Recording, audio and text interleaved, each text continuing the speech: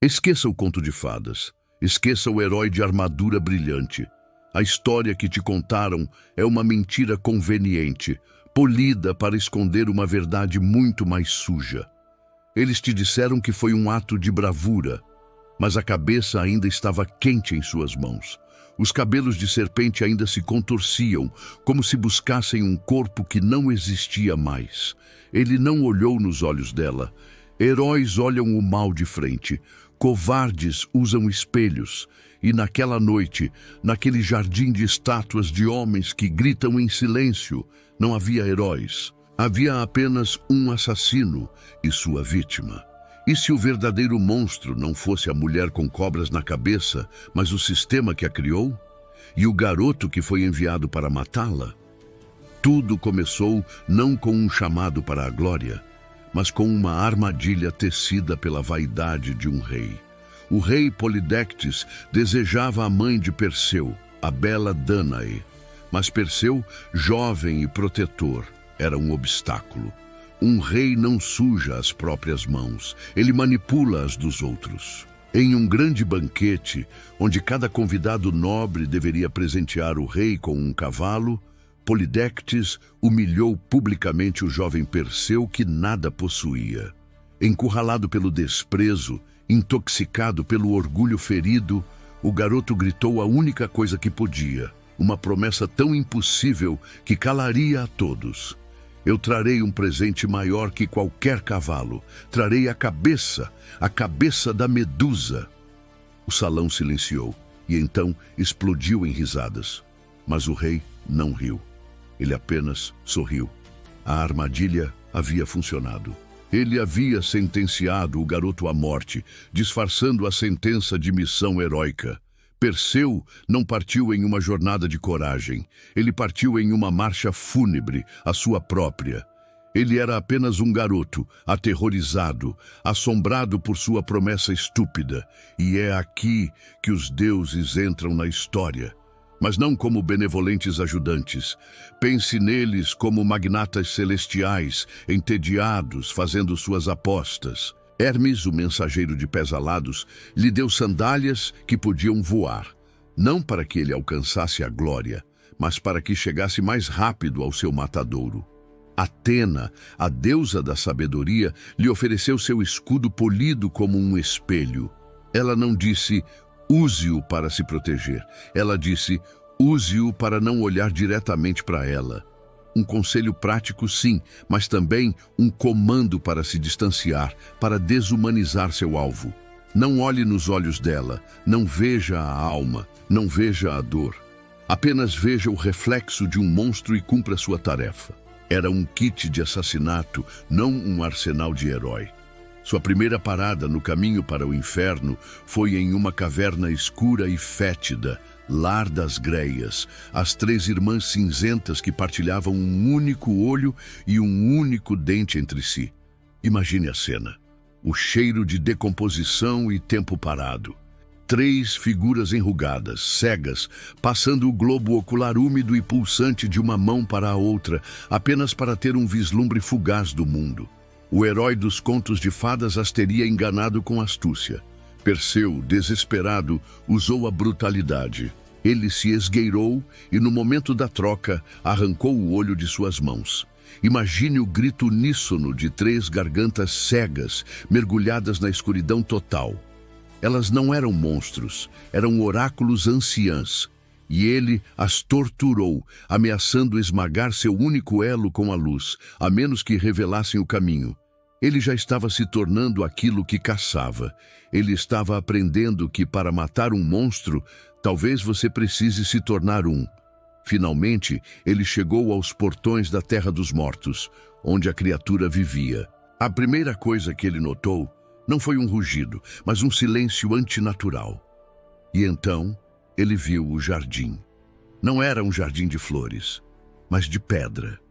Guerreiros em suas armaduras, reis com suas coroas, jovens aventureiros com a arrogância ainda congelada em seus rostos de granito. Cada estátua era um grito silencioso, um monumento a um homem que ousou olhar. O ar era pesado, não com maldade, mas com uma tristeza tão antiga quanto as pedras. Este não era o covil de uma besta sedenta de sangue. Era um mausoléu, um lugar de solidão profunda e terrível. E é aqui que a mentira que nos contaram se desfaz completamente. Quem era Medusa antes das serpentes? Ela era uma bela sacerdotisa, devota a Atena, cujo maior crime foi ser desejada por um deus. Poseidon, o senhor dos mares, a violentou dentro do próprio templo sagrado de Atena. E a deusa virgem, furiosa pela profanação de seu altar, fez o impensável. Ela não puniu o poderoso Deus que cometeu o crime. Ela puniu a vítima.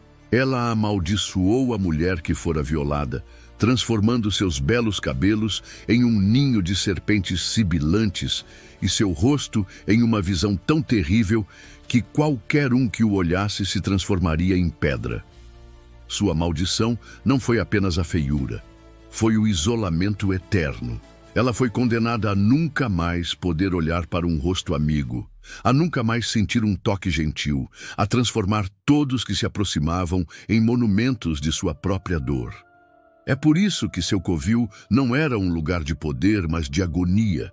Os homens que viraram pedra não foram caçados. Eles foram invasores, caçadores de troféus, homens que vieram para matá-la e levar sua cabeça como prêmio, e que encontraram seu fim ao olharem para a face de uma dor que eles não podiam compreender.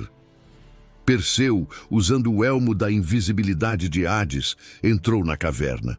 O som que ele ouvia não era o sibilar de um monstro, mas o soluço baixo e contido de uma mulher chorando no escuro. Ele ergueu o escudo, a ferramenta da covardia que Atena lhe dera. No reflexo de bronze, ele a viu.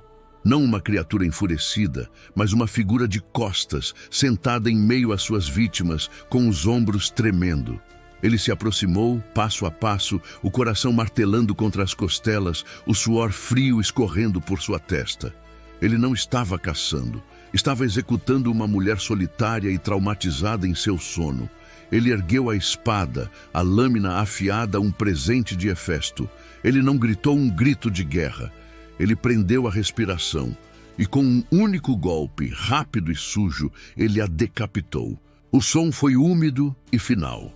O corpo caiu para o lado, e do pescoço cortado, em um último e surreal espasmo de vida, não jorrou apenas sangue. Nasceram Pégaso, o cavalo alado, e Crisaor, o gigante da espada dourada, como se toda a beleza e poder que foram aprisionados dentro dela finalmente pudessem escapar, mas apenas através da morte. Ele pegou a cabeça ainda sibilante, colocou-a em sua bolsa e fugiu, sem nunca olhar para o que havia feito. O poeta Ovídio, em suas Metamorfoses, descreve a cena da punição de Medusa com uma frase cortante: para que o ato não ficasse impune, a filha de Júpiter vingou o crime na cabeleira da donzela. Ele não diz que a justiça foi feita. Ele diz que o crime foi vingado na vítima. A própria linguagem da antiguidade sussurra a injustiça. Perseu voltou, não como um herói radiante, mas como um homem assombrado, carregando uma arma nascida da dor de uma mulher. Ele usou a cabeça dela para transformar Polidectes e sua corte em pedra. Um ato não de justiça, mas de vingança fria, usando o mesmo poder que condenou centenas antes dele. Ele cumpriu sua promessa, salvou sua mãe e foi celebrado. Mas a que custo? Ele se tornou uma lenda, mas sua lenda foi construída sobre o silêncio de Medusa. A história dela foi apagada, substituída pela caricatura de um monstro. Talvez os verdadeiros monstros não sejam aqueles com serpentes nos cabelos e um olhar petrificante. Talvez eles usem coroas, sentem-se em tronos no Olimpo ou se escondam atrás de escudos polidos. Talvez o verdadeiro monstro seja a história que escolhemos contar, a versão que glorifica o matador e demoniza a vítima. A história da Medusa não é um conto de terror sobre uma criatura. É uma história de terror sobre o que o poder, a inveja e a injustiça podem fazer a uma alma. E o olhar dela não petrificava por magia. Petrificava porque por um instante obrigava os homens a encarar a face insuportável de uma dor que eles mesmos ajudaram a criar. Se essa história mudou a forma como você enxerga o mito, se ela te fez sentir algo, seja raiva, tristeza ou desconforto, então ela cumpriu seu propósito. Ela precisava chegar até você. Agora eu te pergunto, quem você realmente acha que era o monstro? Deixe sua resposta nos comentários. E se você tem coragem de continuar questionando as histórias que nos contaram, inscreva-se no canal. Juntos, vamos desenterrar as verdades que eles tentaram esconder sob a pedra.